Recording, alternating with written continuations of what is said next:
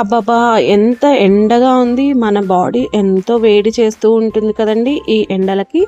ఈ మండే ఎండల్లో మనము ఇలా లడ్డు చేసుకొని ప్రిపేర్ చేసుకుంటే, ఒక్క లడ్డు తిన్నా చాలండి. మన బాడీ అనేది చాలా చాలా కూల్ అయిపోతుంది. చల్లబడుతుంది. ఏంటి లడ్డు తింటే మన బాడీ కూల్ అవుతుందా అని అనుకుంటున్నారా? అక్కడికే వచ్చేస్తున్నానండి. నేను ఈ లడ్డూని పెసరపప్పుతో చేశానండి. పెసరపప్పు ఎంతో చలువ కదండీ! అలా పెసరపప్పుతోటి నేను ఇలా కమ్మనైన లడ్డూను ప్రిపేర్ చేశానండి. ఎలా చేయాలో ఇప్పుడు చూసేద్దాం.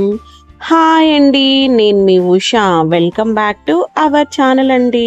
ఈరోజైతే మనము పెసరపప్పుతోటి ఒక కమ్మనైన లడ్డు రెసిపీని చేసి చూపించబోతున్నానండి. చేసుకోవటం ఎంత ఈజీయో అంతే ఈజీగా మనకి మన బాడీని చలువ చేస్తుందండి. చాలా చలువ ఇస్తుంది ఈ లడ్డు వల్ల. ఈ లడ్డు ప్రిపరేషన్కి మెయిన్ ఇంగ్రీడియంట్ పెసరపప్పు అండి. పెసరపప్పుని మనం ఫ్రై చేసుకుందాం. 1 కప్పు పెసరపప్పు తీసుకుంటున్నాను. స్టవ్ ఆన్ చేసేసి మందపాటి కడాయి పెట్టేసుకొని మనం 1 కప్పు తీసుకున్నాం కదా పెసరపప్పుని, ఆ పెసరపప్పుని అటు ఇటు కలుపుతూ మనం దోరగా ఫ్రై చేసుకోవాలండి. ఈ మండే ఎండల్లో పెసరపప్పు కంపల్సరీ తీసుకోవాలండి. పెసరపప్పు చాలా చలువ చేస్తుంది మన బాడీకి. పెసరపప్పులో ప్రోటీన్స్, ఫైబర్స్ అలాగే ఎన్నో రకాల విటమిన్స్ ఉంటాయండి. పెసరపప్పు కాస్త వేడెక్కాక ఒక 2 టేబుల్ స్పూన్ నెయ్యి వేసుకుంటున్నానండి. పెసరపప్పుని నెయ్యిలో వేయించామంటే లడ్డు అనేది కమ్మటి సువాసన వస్తూ చాలా టేస్టీగా ఉంటుందండి.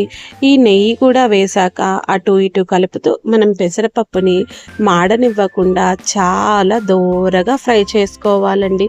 ఇక్కడ చూపిస్తున్నాను చూడండి. ఇలా మనకి కలర్ చేంజ్ అవ్వాలి, కానీ మాడిపోకూడదు.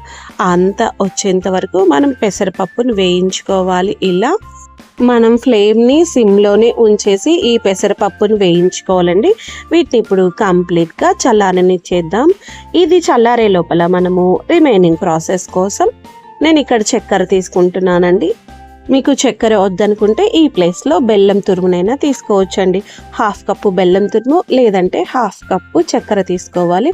లడ్డు మంచి టేస్టీగా సువాసనతో రావాలి అంటే ఒక 2-3 ఇలాచీ కూడా తీసేసుకొని చిన్న మిక్సీ జార్లో ఇలా మెత్తటి పొడిలా అయ్యేంత వరకు మనం మిక్సీ పట్టేసుకొని రెడీగా పెట్టేసుకోవాలి. తర్వాత స్టవ్ పైన చిన్న ఫ్రైయింగ్ ప్యాన్ పెట్టేసుకొని నేను ఇక్కడైతే ఓన్లీ వాటర్ మిలన్ సీడ్స్ తీసుకున్నానండి. ఏమి నెయ్యి వేయకుండా ఓన్లీ డ్రై రోస్ట్ చేసుకుంటున్నాను. వీటితో పాటు కొన్ని కాజు అలాగే బాదం కూడా డ్రై రోస్ట్ చేసుకోవచ్చండి మీకు ఇష్టం ఉంటే. ఆ లోపల ఇక్కడ పెసరపప్పు కూడా కంప్లీట్గా చల్లారిపోయిందండి. మిక్సీ జార్లోకి తీసుకుంటున్నాను. నేను పెసరపప్పుతో పాటు మరికొన్ని కాజు పీసెస్ అలాగే వాటర్ మిలన్ సీడ్స్ కూడా వేసుకుంటున్నానండి. లడ్డు మరింత టేస్టీగా ఉంటుంది ఇలా వేస్తే. దీన్ని వీలైనంత మెత్తటి పొడిలా మనం మిక్సీ పట్టేసుకోవాలండి.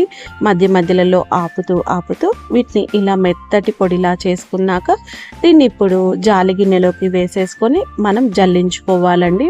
ఇలా జల్లించుకుంటే మనం లడ్డు అనేది చాలా మృదువుగా వస్తుందండి. ఈ స్టెప్ని అసలు స్కిప్ చేయొద్దండి. మనం ఎంత మెత్తగా మిక్సీ పట్టేసుకున్నా సరే కొంచెమైనా మనకి బరక ఉంటుంది. అలా చేస్తే లడ్డు మృదువుగా రాదండి. మనకి తినేటప్పుడు మనము ఇలా మెత్తటి పిండిలాగా చేసుకున్నాం కదా, ఈ పిండిని మళ్ళొకసారి వేయించుకుందామండి. వేయించుకోవటానికి మరొకసారి ప్యాన్ పెట్టేసి ఒక 2-3 టేబుల్ స్పూన్ నెయ్యి వేసి అది వేడెక్కాక మనం ఇప్పుడు జల్లించుకొని రెడీగా పెట్టుకున్న పెసరపప్పు పిండిని మరొకసారి ఈ కడాయిలో వేసేసి మరి కొంచెం సేపు వేయించుకోవాలండి.